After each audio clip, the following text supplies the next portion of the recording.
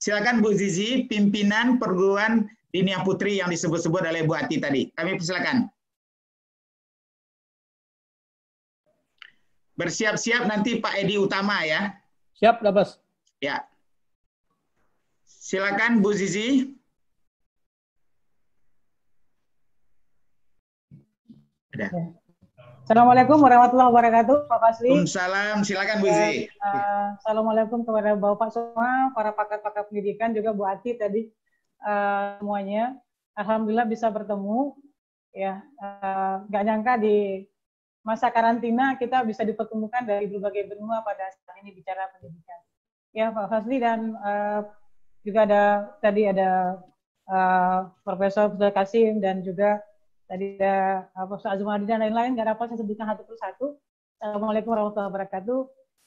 Ketika diminta untuk sharing mungkin ya tentang apa sih yang harus kita lakukan untuk menyiapkan generasi muda di Minangkabau ini supaya menghadapi industri 4.0, kemudian society 5.0 dan new normal setelah pasca COVID. Nah, sebetulnya kita hanya mungkin memperkuat lagi apa yang sudah kita lakukan untuk mendidik generasi kita.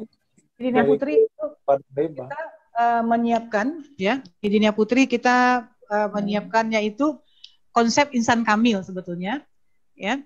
Nah, konsep insan kamil ini kita menggunakan melihat kepada soal Baqarah 168, soal Imran 110 dan kemudian As-Arba'in. Lalu di sini kita menyiapkan kubah kurikulum namanya Quran, Sunnah, Qalbu, Brand, Attitude.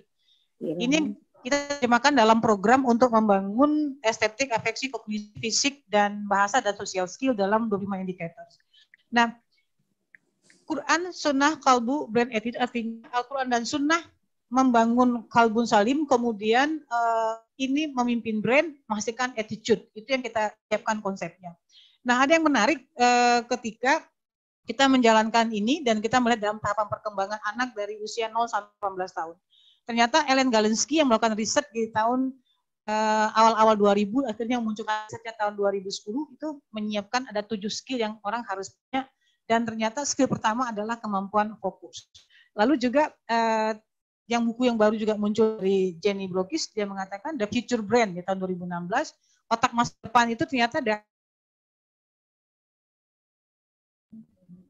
bisa benar dalam ketidakbenaran. Dan ternyata intinya juga sama-sama adalah fokus. Jadi dalam membangun ini kita menyiapkan kemampuan fokus dari anak-anak kita. Sebagaimana dalam surah Al-Baqarah ayat 45, itu Allah mengatakan, datanglah kepadaku, wasta'inu bis-sabri was-shalah, datanglah kepadaku dengan sabar dan sholat. Namun tak mudah kecuali bagi orang yang khusyuk. Nah, khusyuk ini yang kita bangun untuk generasi kita. Sebab dengan era digital, gadget sekarang, anak-anak kita kemampuan khusyuknya berkurang. Nah, tantangan lagi yang mesti kita siapkan, yang sekarang juga kita hadapi dalam mendidik anak-anak kita, adalah persoalan kematangan mereka. Jadi, ada konsep yang kita bangun di sini namanya wisuda di usia akhir balik. Jadi, seharusnya anak itu di usia 10 sampai 11 tahun sudah diwisuda untuk menjadi manusia, siap untuk memasuki usia, sehingga dia mencapai kemampuan kematangan 18 tahun itu di tahapan spiritual intelligence. Nah, ternyata Ali bin Abi Thalib itu ternyata di umur 10 tahun sudah memikul beban dakwah. Ini standar umur 10 tahun. Dan Usamah bin Zaid sudah diberikan Rasulullah kemampuan untuk memimpin perang melawan Roma itu di usia 19 tahun. Padahal waktu itu ada Sayyidina Ali, Umar bin Khattab, dan lain-lainnya. Maka ternyata dari banyak yang kita lihat dan memang harus kita matangkan. Orang-orang Minang dulu rata-rata di usia muda sudah sukses karena memang mereka mencapai kematangan spiritual intelligence itu di usia yang semestinya. Minimum tercapai di usia 18 tahun. Ini tantangan kita untuk mendidik generasi dan inilah program yang memang sekarang sedang kita jalankan bersama teman-teman juga di Dinia Putri dan juga banyak lembaga. Artinya mencapai kematangan spiritual intelligence itu di usia 18 tahun, matang beragama, tahu mengarati, paham raso pareso, tapi punya skill mulai dari fokus dan self control, kemudian kemampuan perspective taking, communicating, making connection, kemampuan critical thinking-nya, taking on challenge, dan kemudian self directed engaged learning.